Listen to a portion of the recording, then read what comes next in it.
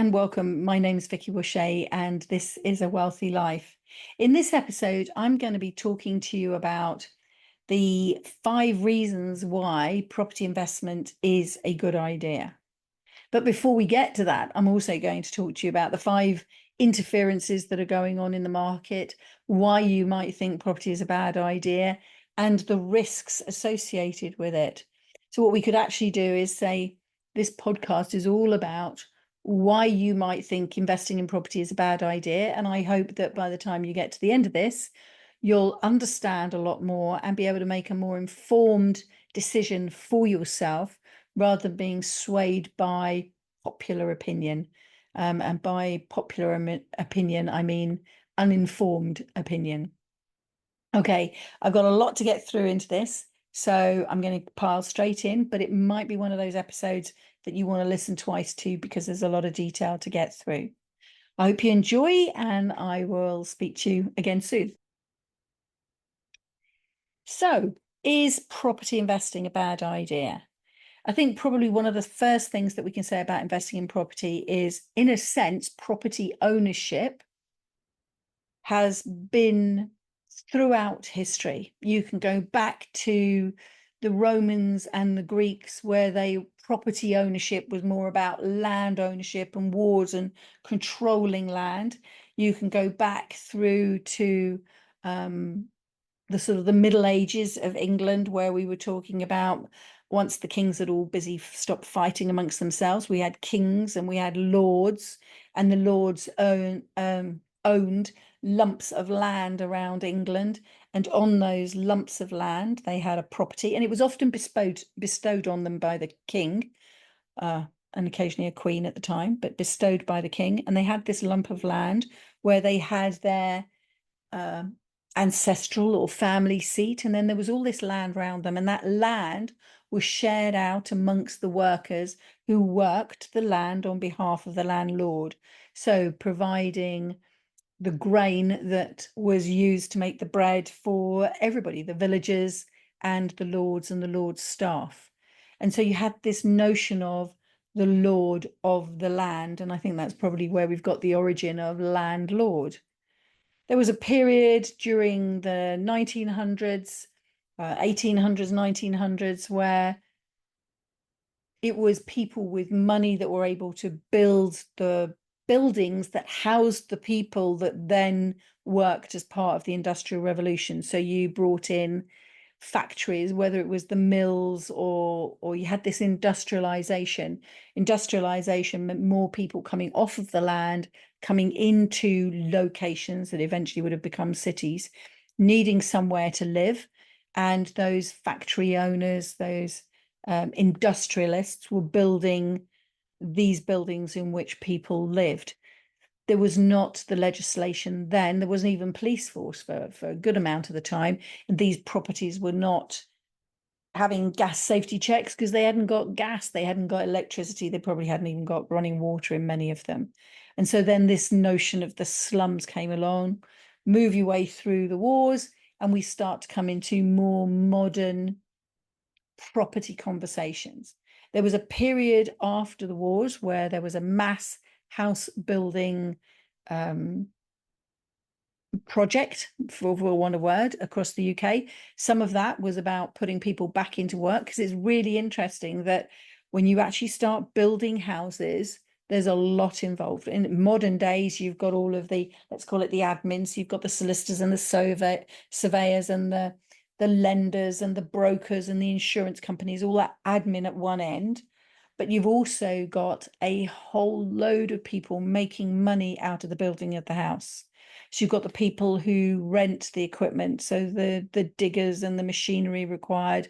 You've got making the foundations, so you've got cement, you've got bricks, you've got plaster, you've got decorators, plumbers, electricians, architects, surveyors, all of that going on. There's a lot of people that can be gainfully employed, making money, paying tax, that funds the whole system all the way around again.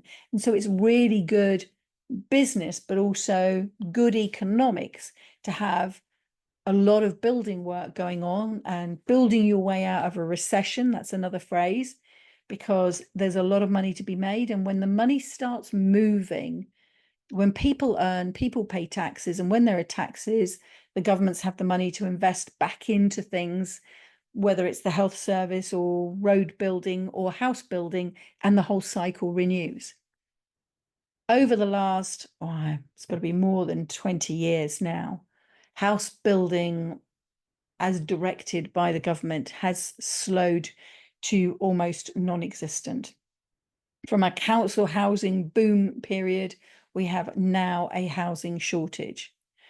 And so this is where two things collide: history, with the fact that we have a shortage of housing, and popular opinion, which is we all hate landlords because landlords are bad. And investing in property is a bad idea. And you've got all of this talk down the pub and on street corners and TV programs, particularly things like Channel 5 that will be talking about, naughty tenants, but evil landlords. And there's a whole, I don't know whether it's an ideology or what it is that lies there that likes to hate on someone. And when you're struggling, when you're not happy with where you live, or you're not happy with your life, and where you live is often a foundation and a mirror of how you live your life and the way your life is going. And if you're not happy with that, the person to blame is the landlord, because the landlord has put the rent up so high, and the landlord is making you live in a property that is not well maintained. Now, if you take that back to where we were in the middle of that history conversation, that's not true. There is a supply and a demand issue here. The supply of council house properties has dried up. There is a demand from the general public to have somewhere to live. So there's a strong demand side here for rental properties, but there is no supply. And there's no supply from the council, rather. And therefore, there's been a gap. And in that gap has stepped in the private investor like me, like you. And what we've been able to do, our biggest issue was how to get the money to do this, because the uber rich are busy doing this already. So that's not a problem. They've got plenty of money. How do we get into this new market where there is this gap, this demand? There is a demand for housing. How do we ordinary people get into that? We take out buy-to-let loans. Now, probably much before 1999, it wasn't a common term. When I started investing in 2004, buy-to-let mortgages were sort of fairly new to the block. They were only given out on a personal basis, personal buy-to-let loans. And that was the way that I could start investing. I could borrow money, I could leverage my money, and I'll talk more about that later. I could leverage my money by putting in some of my money and some of the bank's money that enabled me to buy an asset that I could rent out, that I could effectively sell the service to the tenant, and in return get enough money to cover my costs and make a profit. And that's business. That's just what people do. That's what entrepreneurs do. They find a gap in the market. They identify, if you like, what is the blockage, what is the dam holding back from being able to do this, and then they get through that blockage, which in our case was lending. So now you've got a problem in the market in that the council aren't building enough council houses. You've got demand. You've got private investors prepared to come along and risk some of their own money, along with taking on the responsibility and the risk of a large loan from a bank in order to buy a property that will then house people who need houses. And certainly when I started, having been a single mum living in rented accommodation, it was very much my goal was to go out and buy properties so I could rent them to other single mums so that they had somewhere safe to bring up their children and start their lives in a new way. Great. So who is making the rents as high as they are? Is it me? Is it the fact that there is not enough property out there, and so there is a lot of demand, and demand will always push up prices? Or is it the fact that lenders are happily making huge profits out of this? Of course they are. And who are the shareholders in these banks? The bigger uber rich at the top here. So if, for example, you take interest rates at about base rate at about 5%. In a private mortgage, a private buy-to-let mortgage, you would be looking at an interest rate, I'll just call it 5.5% to keep it simple. Because of government interference, most investors now are buying in through a limited company, a company set up specifically to buy and hold property. And the lenders have seen an opportunity to put the rates up. There is no reason to put the rate up any higher. You could argue that by lending to a company, there is more risk because normally a company structure protects the directors if the company fails to meet its financial responsibilities.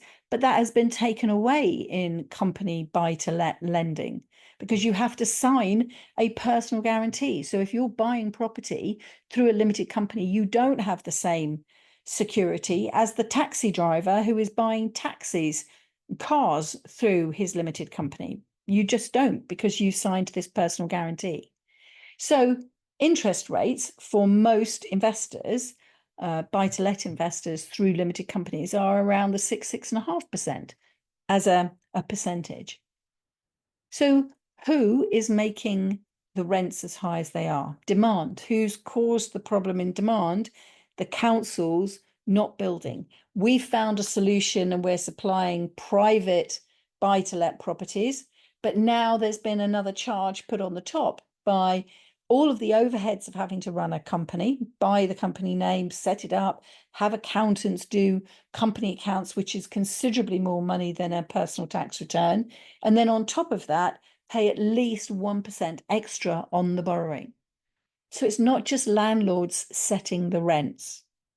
And what about if you're not happy about the condition of your property? There is a shed load of legislation that has come in, and rightly so, to ensure the safety of the tenants. And I think also to ensure the peace of mind as a landlord. No landlord wants to buy a property, no modern landlord wants to buy a property, put a tenant in, and then spend all night worrying about whether that house is going to burn down because there isn't a fire alarm, or whether they're going to, the tenants are going to die in their sleep from carbon monoxide poisoning because the gas boiler hasn't been checked, or the electrics haven't been checked and they short out.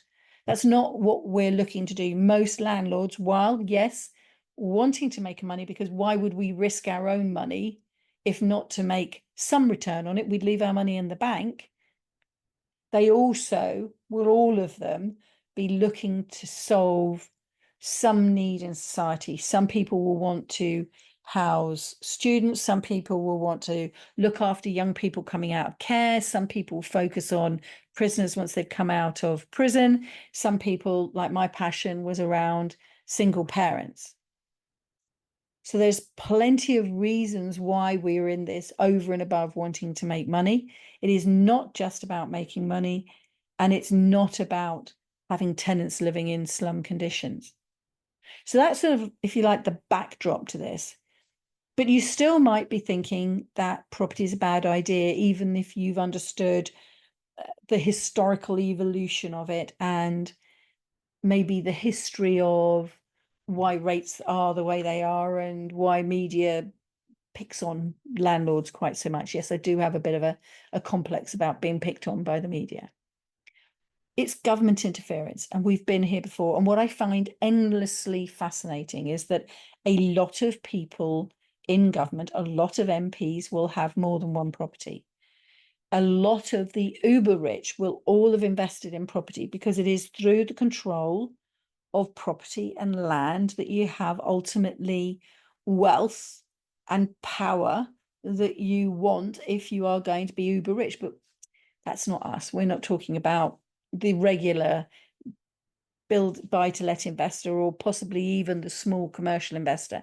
We're not the uber rich. I'm talking about the uber rich. We're talking about the aristocracy, royalty, and a lot of MPs, a lot of people in government, a lot of people who are high up in businesses, because as your business makes money, it's a great way to put that money to use by leveraging it into property.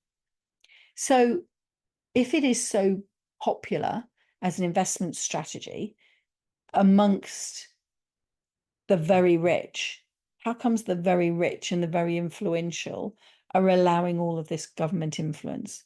And that is because while we think the role of government is to govern, is to protect us, it's not. The role of government is to get itself re-elected. That's fundamentally all it's about. Popularity. You need to be popular.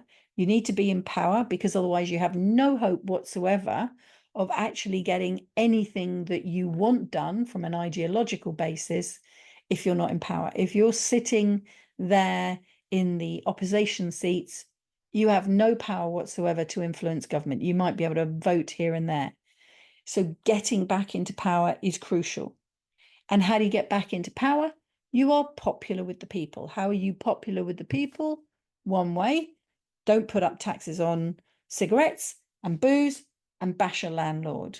And so that, I feel, is the flavor that lies behind that. And maybe if you're listening to this, and maybe if you already don't invest in property, you're going to think that I've got a real chip on my shoulder about this.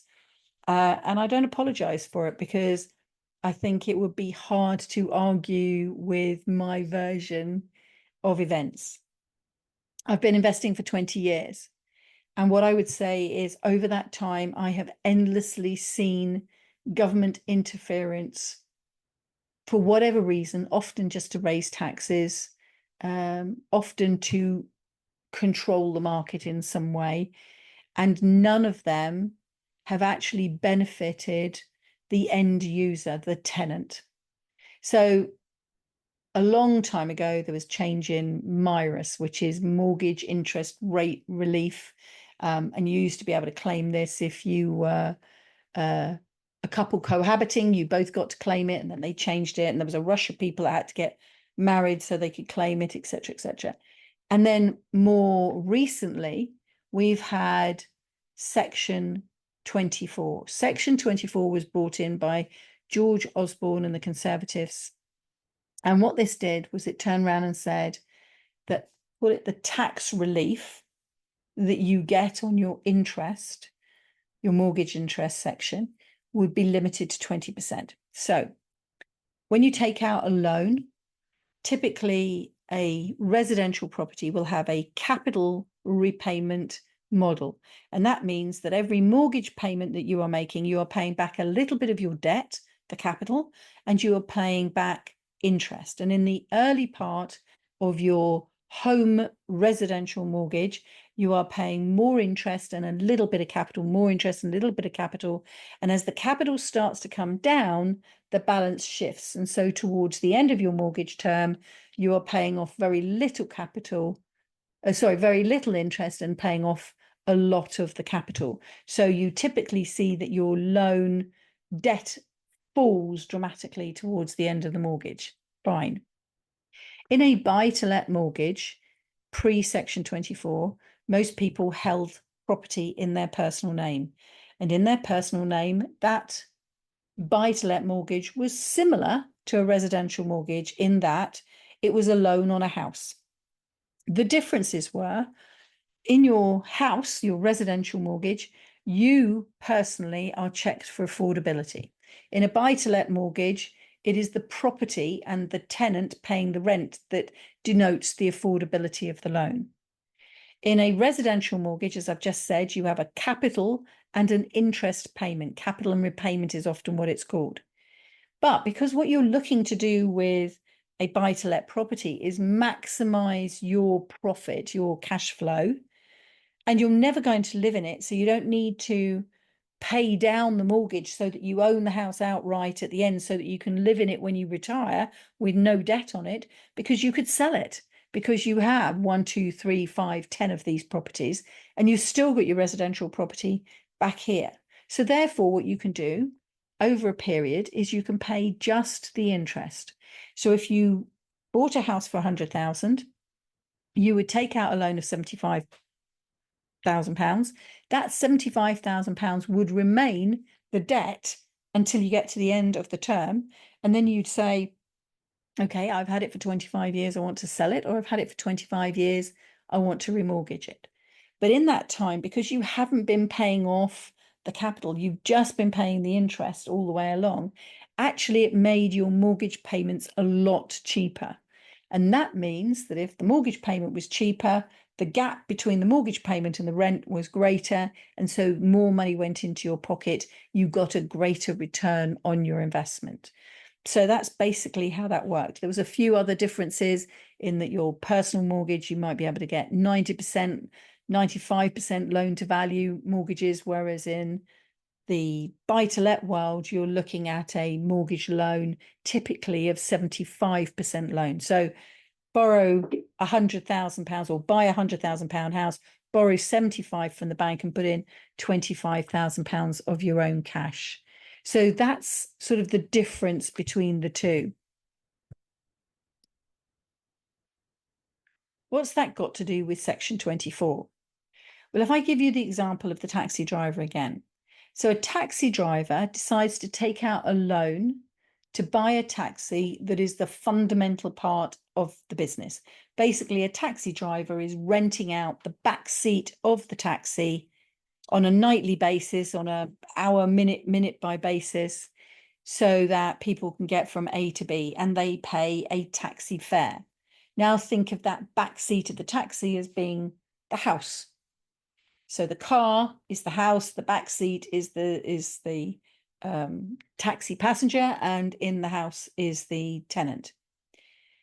That taxi driver, when they take out the loan, there will be interest on that loan, and they will be able to claim all of that interest as an expense against their business. And I'm using business in the inverted commas sense because I'm using it as a metaphor. Before Section 24 and George Osborne, a buy-to-let investor. So when I started in 2004, I took out a mortgage on my first property, and all of the interest that I was paying. Now, what is all of the interest? My entire mortgage, my monthly mortgage payment, that was my interest. My entire monthly mortgage was allowed as an expense against my tax rather than business, against my tax. Now, if I had a job at the time and I was earning 20% tax, then that interest would be saving me 20% tax. If I was a high rate taxpayer and I was paying 40% tax or 45%, whatever the number, that tax relief, in a sense, that tax allowance on that interest payment would have effectively have been at 40%. So let me explain.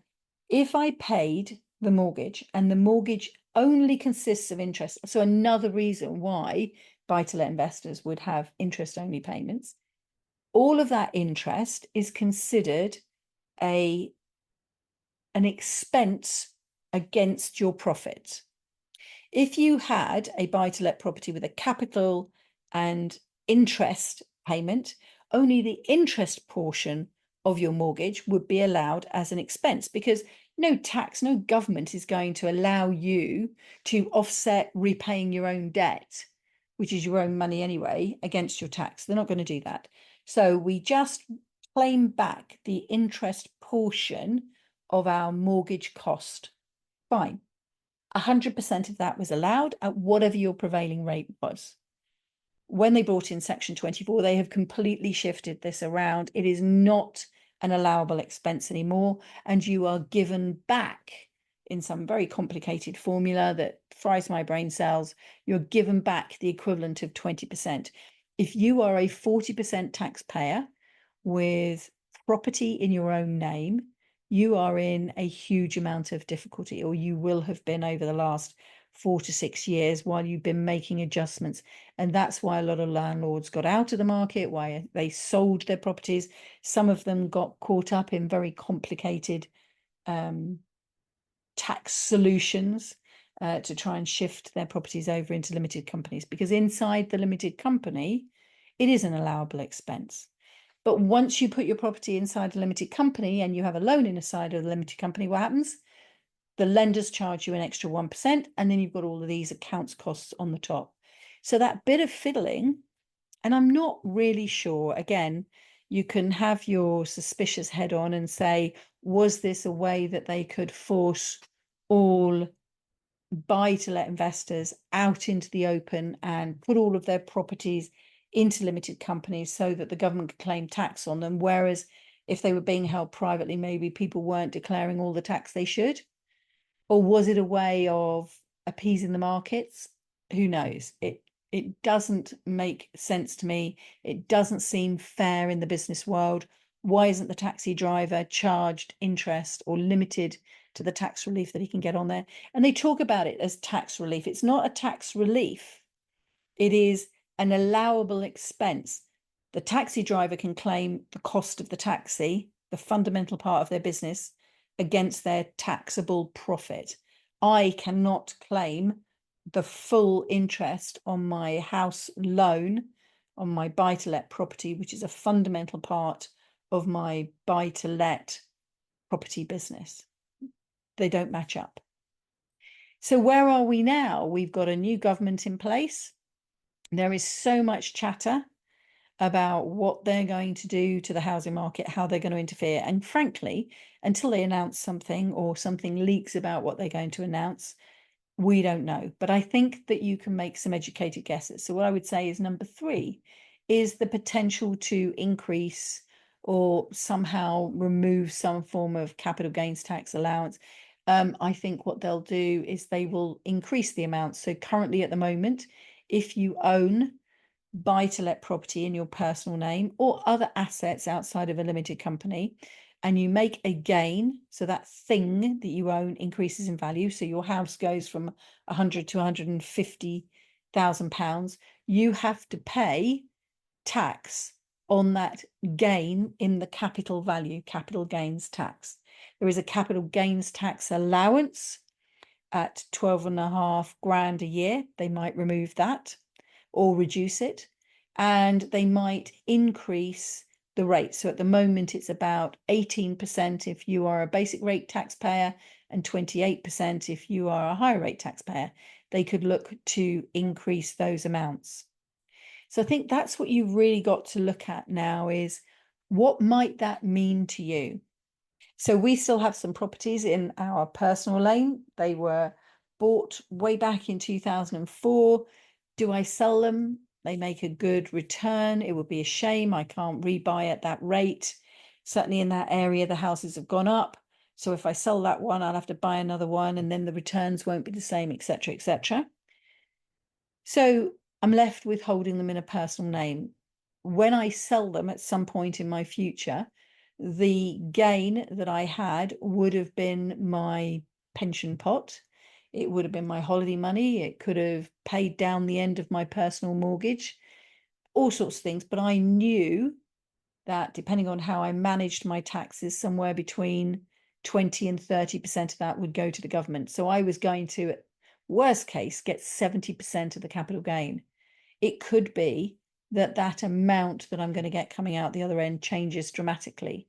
Now, if you are planning, what does that do to you? Now, all of this is completely irrelevant if you're thinking about investing in property now, because you will buy into a limited company. You will suck up that extra 1% that the lenders are squeezing out of you, but you will be protected from changes to capital gains tax. All of us are probably going to be hit by some form of rent reforms, whether this is in the form of no-fault evictions, whether this is in the form of bringing back green scoring, so the EPCs, energy performance certificates, saying that we all have to be C rated. They tried this before, it failed, the infrastructure isn't there. There isn't the mechanism to put in a grading system that will count a grade 2 listed building, a Victorian and a modern built property. There is no way to actually treat all of those equally. So you'd have to have in a number of different systems. It's not going to work. And of course, I can't fail to mention what's going on in the news at the moment. Over the last week or so, we've been looking at the rioting, which is horrific, shocking, filled with so much anger. Is that putting you off investing in property? I know that what has been hitting the news a lot, obviously because of the first very sad incident in Southport of the murder of those children. there was a lot of rioting over the other weekend in Walton. Walton is L4, an area in Liverpool. I have had property in L4. Would you be worried about investing in Liverpool if they were rioting there? Well, if that's the case, then you could also say Manchester, Hartlepool, everywhere else that has been listed. But I think that if you look at where the rioting is taking place, it is targeting sort of high streets, because actually what this is about is it's vandalism. It's about smashing up buildings. They're not smashing up local residents' houses. And it's not quite probably any of the local residents other than some naughty kids getting involved in this. So does that make me worried about investing in property? Not at all. I have been investing in Liverpool for 20 years, and I think the large majority of people are decent, family, hardworking, honest people that would not be out there rioting. There are always some families that struggle. There are some families, not just in Liverpool, probably around the corner from you and where you live, where there is a family that is struggling with a teenager that has broken out of the norms of acceptable behavior, and were rioting to take place in your village, your town, your city.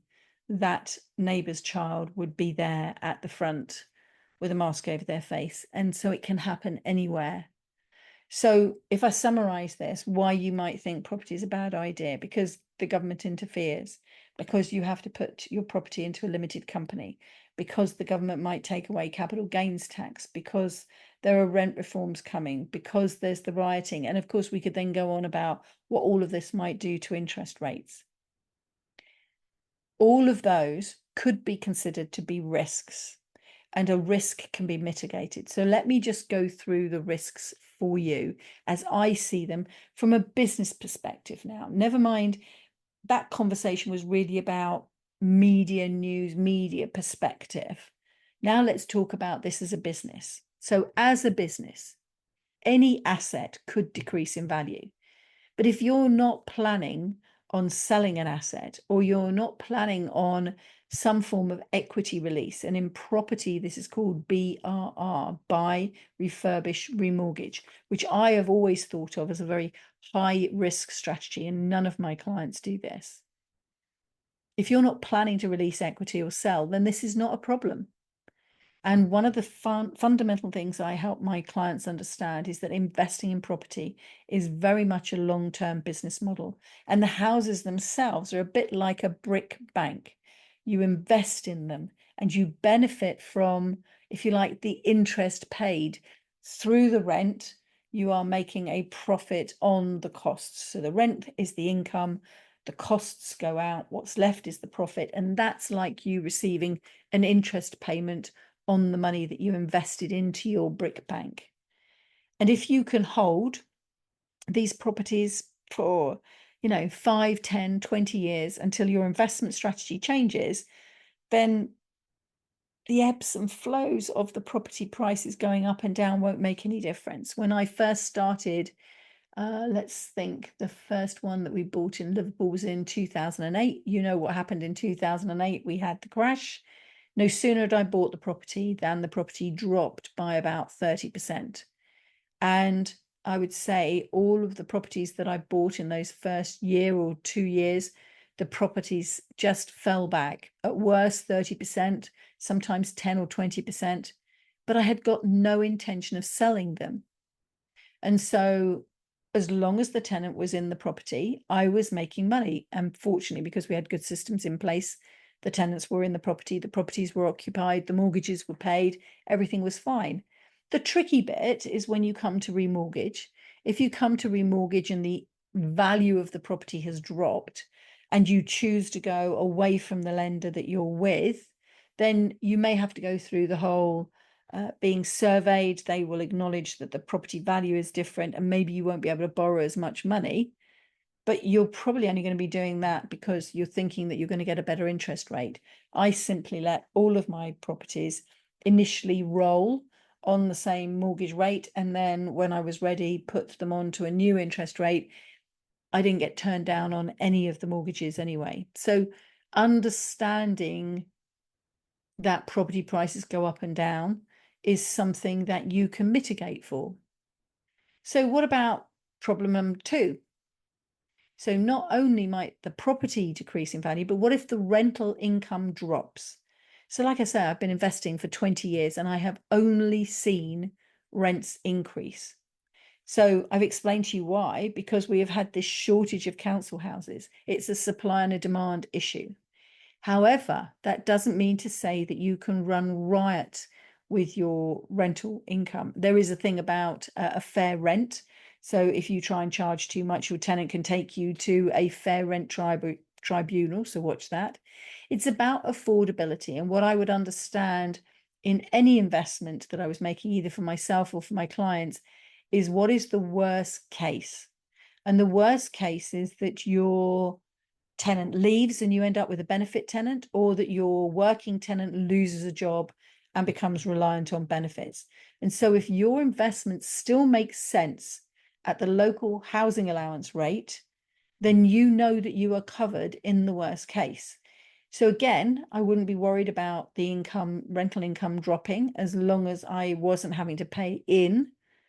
I've never experienced my rents go down. I've only ever experienced them go up, but I've always known what the local housing allowance rate was and had that security and that peace of mind that it didn't keep me up at night.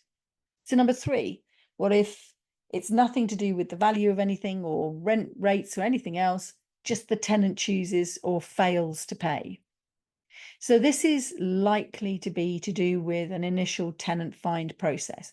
I have only once, that's not right, twice had a tenant not pay. So one of the most recent times that I had a tenant not pay was during COVID, and they immediately got on the phone and they said, I'm going to get furlough payments. It's just, we're waiting for the government to sort it out. We had a conversation. I was not going to evict a tenant simply because they were waiting on government payments to come through. We bankrolled, we had enough money in the bank to bankroll the mortgage that month. And then the tenant paid us 2 months mortgage, 2 months rent the following month, and everything was fine. Back in the early days, yes, I did have a tenant leave. In fact, it was the very first house I ever bought. And I remember being so proud. We did far too much work. We did all sorts of nonsense. I even bought the new tenant, my very, very first tenant, a pot plant and a welcome to your new home card. She left owing me £875, just under 2 months rent at the time. And I remember thinking, I'm not going to allow that again. And so not only do you need to understand your tenant can afford the rent that you're paying, but you must have safeguards in place. And it's so easy for letting agents to rush this process, or if you're self-managing, to rush this process, doing the checks, getting the references, really digging in, making sure that they are true, accurate, and original references. You need to have safeguards in places, and we have this on all of our tenancies. In fact, it's sort of like a triple security check and a fallback position where we know that we have mitigated against this. So again, a tenant failing to pay is not something that I am worried about, because I know I have, first of all, the systems in place to ensure that we've got good tenants, and then I have the triple lock in there to make sure that if anything goes wrong, I have a way of ensuring that that rent is still paid or reclaimed. Okay, so now let's move on to tenant damage, because a tenant might trash your house. That very rarely happens. You may find that a tenant ends up leaving and the property is in a worse condition. Well, there is a thing called wear and tear. And if it is acceptable wear and tear, so for example, dirty fingerprints going up and down the stairs, that is normal wear and tear. If it's reasonable dirty fingerprints going up and down the stairs, then that's about cleaning down the walls. Sometimes if you've used good paint, if you've got good cleaners, they can wash the wall off. If not, this is why you standardize your paint, because all of a sudden, all you're going to do is just paint the hall stairs and the job's done. And you're talking about just a painter for a day, a couple £100, and the job's done. Not a problem. If you're talking about serious malicious damage, this is why you have insurance. And we all hate paying for insurance. I certainly hate paying for insurance, whether it's life insurance, holiday insurance, travel insurance, and certainly property insurance, because it's something I never want to use. I'm paying for something that I don't want, but I do value it. We recently had one client who had a pipe burst while their tenant was on holiday. The water leaked into the house literally for 3 days. That was all it was. But it was a mains pipe that burst, 3 days of mains water. The house was an indoor swimming pool. You're talking between 70 and 90,000 pounds worth of damage, all covered because we make sure the insurance that we take out covers accidental damage, malicious damage. It has got money in there to cover off the soft and white good furnishings that we might put into a property. Not that we typically put white goods into a property, but to cover off the carpets, because laminate is part of your buildings insurance, but carpets are part of your contents insurance. So being aware of how you cover all of this off. This whole process is taking 4 to 5 months to get the house dried out, get all the plaster off the walls, get it replastered, get it painted, everything else. And the best thing for my client is that while all of this drying and refurbishment work's been going on, they've been getting their rent. And the whole process has been handled and monitored by the team, because we make sure that we have mitigated against what if tenant damage happens. Accidental, we're covered. Malicious, we're covered. Contents, building, we're covered. And how is it handled? There is a system in place. So again, not something that keeps me up at night. And then let's do some sort of a catch-all sentence here about costs increasing generally. So this is to pick up, if you like, all that bit about government interference that I was talking about earlier. So interest rates might rise, capital gains tax might be cut, stamp duty might increase, because again, as a landlord, we're charged an extra 3% for providing homes that the councils are failing to provide, but that's another story. This is why investing in property is long term. This is why it's a business, because there are these ebbs and flows in the costs. So, for example, when my portfolio first started back in 2004, interest rates peaked in 8-9 at about 5%. So again, I consider the interest rates at the moment 5% as basically normal. And at that time, I was still buying on average 1 to 2 properties a month. And gradually rates fell. And you'll remember, I think somewhere around about 23-ish, we saw interest rates, once we came out of COVID, down to around 3%, mortgage rates, that is, not the Bank of England rate. And then in a matter of months, the interest rate shot to 7%. Now, one of the key things here is understanding when your mortgage rate is due for renewal. I knew that I had a property that was on a mortgage that was due for renewal, and I planned in my diary that 6 months in advance, in fact 7 months in advance of my mortgage rate becoming due, that I would start to look out in the market at what was going on. I managed to secure a mortgage at 3%. When my mortgage actually became due for remortgaging, the rates were at 7%, but I had already got a mortgage offer at 3%. I saved myself 4% by being aware of the risks, by having systems in place to mitigate those risks. So it's almost like anybody who is buying a property on a low rate is more at risk and more of a disadvantage. And we saw that just last week when we were looking at properties. It was absolutely clear that the landlord was selling because they could not afford to remortgage. They had had the property on a 5 to 10 year rate. They'd had a great rate, and they were coming back out into the market at 5.5%. And it was clear that the rents wouldn't cover the mortgage that they needed to get a loan on. And so they've had to sell the property. And again, so if the costs go up, if your expenses are greater than your income, you still have that as an opportunity, because if interest rates go up, you can still sell the property. If capital gains goes up, there's not a lot we can do. Stamp duty will be offset against your capital gains. if that's still around and we're allowed. So you'll still be in a position where you can always get out by selling. And I think the biggest mistake people make is by getting out too soon. They panic because they haven't considered the risks and they haven't mitigated them. So let me just take you over to what I hope will be sort of like the icing on this cake, if you like. So I started with the premise that you might think that investing in property is a bad idea. But if you build a proper property business, then like all businesses, you then set about identifying and mitigating the risks, and you weather every storm because you understand the benefits of investing in property. And you know that you can manage your way out of any of these situations that you're in because you've identified them. Yes, I would say to you in 2008, it never crossed my mind that, well, I don't think it crossed my mind that I would still be investing in property 20 years later. But I also never thought that the government would force us into a position where we had to put our properties into limited companies. And you could argue that that was naive now, but it was a very, very new world back in 2007, 2008. So yes, sometimes things are going to come along that you haven't planned for.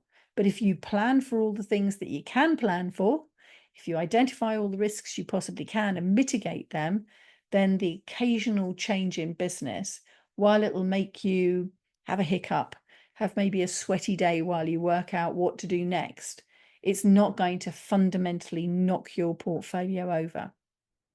So, what are the benefits of investing in property? For me, number one, it's having a second income. So when we were working, it was a second income that just said, no matter what else is going on, we've got this money coming in. And for very little of our time, the time to manage the portfolio once you've got the system set up is very little. If you think back to how we were during those pandemic days, the number of people that got furlough were quite happy, but a number of people, often business owners, and this is why I work with a lot of business owners, a lot of business owners were in a position where they were paying themselves the minimum out of their businesses. It's what everybody does because it's a way to mitigate your tax. What you do is you pay yourself a minimum wage and you take the rest of the income out as dividends, or you're repaying your director's loan. That meant that your wage was somewhere around the 12 to 15,000 pounds, and that was all that you were going to get back on furlough. But you'd been pulling out maybe another 20, 30, 40, 50,000 pounds a year out of your business, and you weren't going to get those anymore. So if you'd had a second property business or a second business in property investment, your tenants would have been providing you with that income. You might have only had one property in there. You might have had 5, 10, 20 properties in there. But you would have had that second income that would have given you some security. And then if you think moving forward, the number of clients I have that say to me, I said, why do you want to invest in property? And they want to give up work. Well, if you start by having a second income on the side and build it to a point where it covers your basic income needs, covers your mortgage, covers your utility bills, covers your food costs maybe, or the other way around, people sometimes invest so that the properties pay for their children to go to school. You can make a plan with this second income so that it takes some of that financial stress off of you.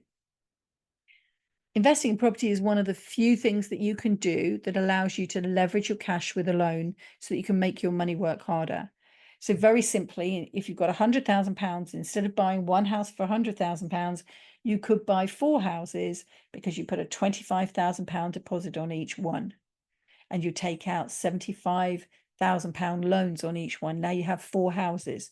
The income from the 4 houses, minus the mortgage costs, will give you more money than just the one cash-free buy-to-let on your own. Eventually, you're going to get yourself into a position where your portfolio doesn't have mortgages, but that's when you've been through, and I'll be speaking about that over the next couple of weeks, when you've been through the strategies of first acquisition, then consolidation, and then paying down your loan and turning it into a business at the other end, that you're going to be in a position where you will have properties in the future that are mortgage free, but they are mortgage free because your tenant has paid down the mortgage, not you.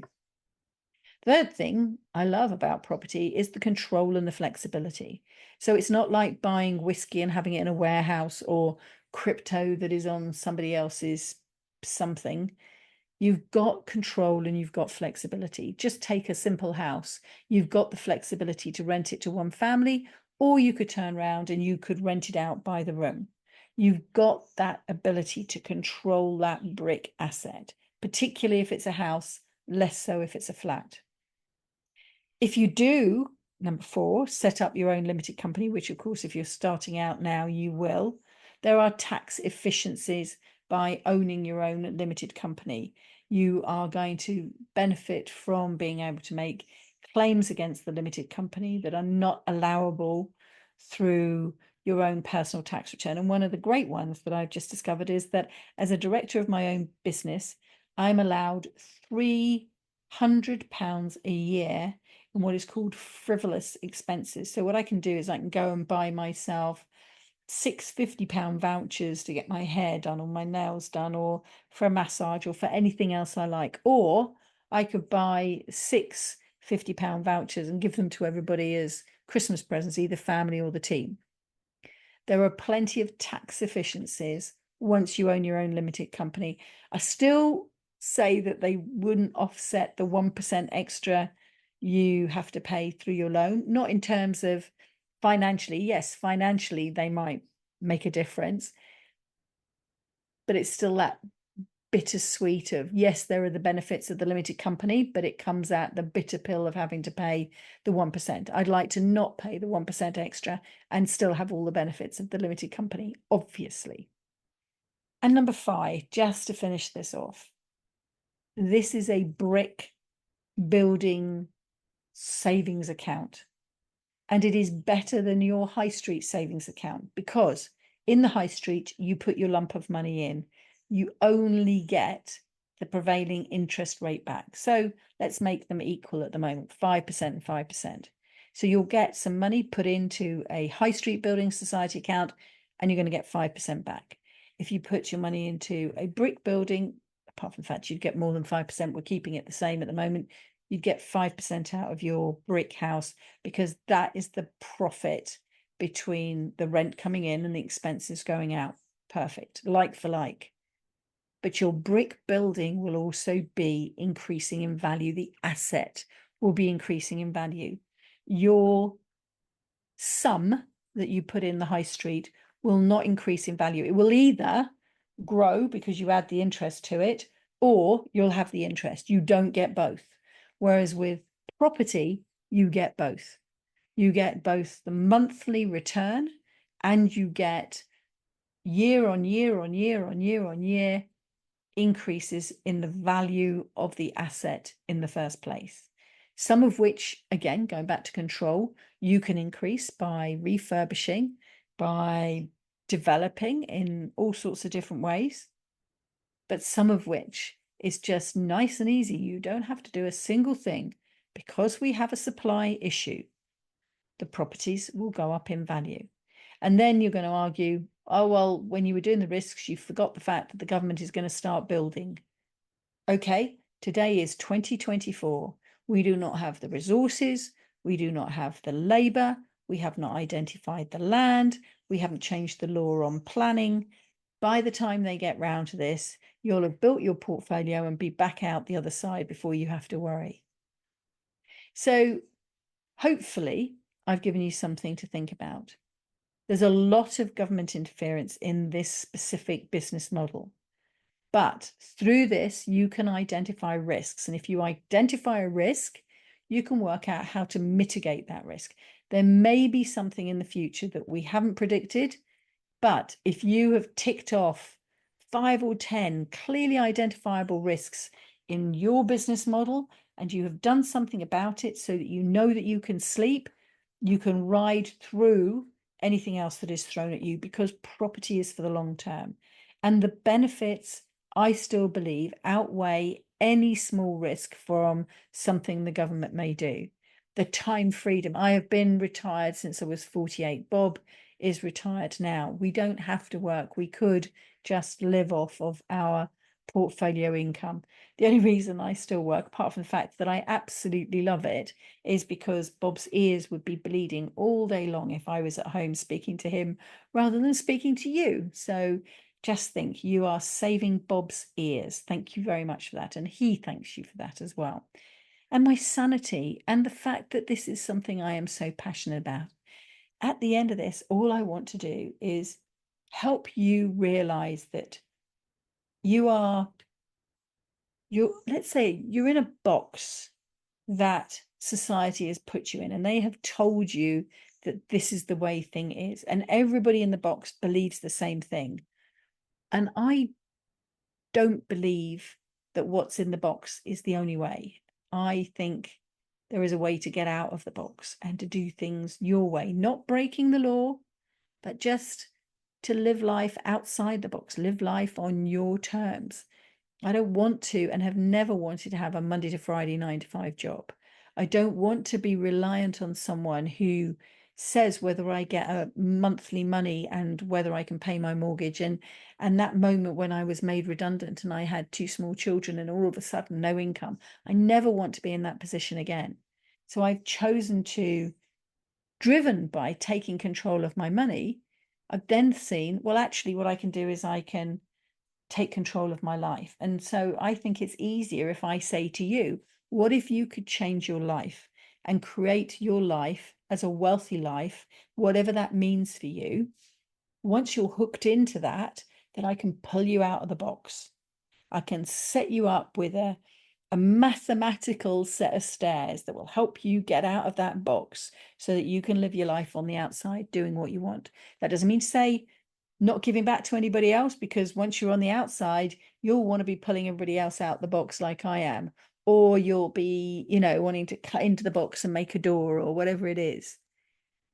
So there's plenty of ways that by getting out of the box, not only are you relieving the pressure in the box, still going with the metaphor, enough now, you could be relieving the pressure on the box, but you can help other people and you can live a better quality of life on your terms in the way that you want to, which might not be the same as everybody else. If you just want to live a life the same as everybody else, that's absolutely fine. You probably won't have got this far in this episode. You probably won't have found this podcast at all, and you'll be quite happy in the box, and that's perfectly fine. And that is fine.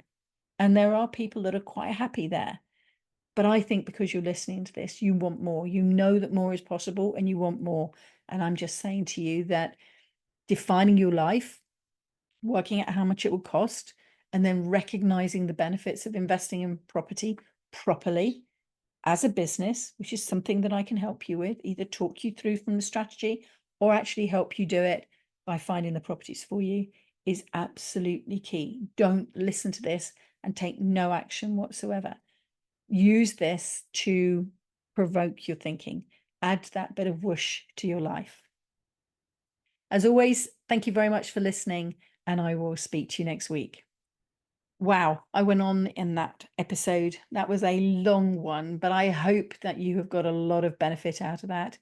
And I think if there's a particular call to action I would want you to take after this, it would be book a call. Book a call with me. Let's talk through your situation, whether it's you're at the beginning trying to work out how it is that you want to live your life, never mind costing it, never mind working out the resources that you've got and how you might be able to invest, or whether you're already at the other end and you are a business owner who is running a successful business that has money in the business, and rather than buy in a new employee, which is going to make you have to work harder because you've got to provide the sales and the materials and everything else for them, why not leverage that money from your existing business, give it as a director's loan to a property company, your property company, and let's leverage the money and leverage your time so that you don't have to work harder, but you can see the benefits of this second income, and you can make your first business, build your property portfolio, which will be a second string to your pension bow, one that you have control over and one that isn't taking a lot of your time because it is well organized. And that's what I can help you with.